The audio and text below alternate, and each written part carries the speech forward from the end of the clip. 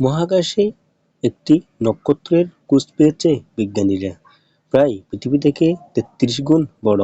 Milky ওয়েতে একটি বড় নতুন ব্ল্যাক হোল রয়েছে এবং এটি পৃথিবীর কাছাকাছি লুকিয়ে আছে।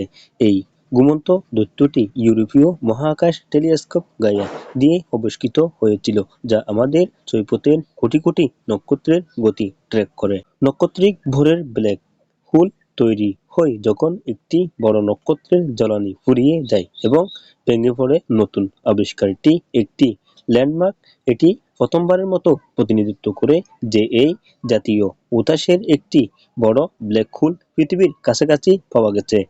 নক্ষত্রিক ভর ব্ল্যাক হোল মনোনীত জিয়া BS3 আমাদের সূর্যের চেয়েও ৩৩ গুণ বেশি বড়।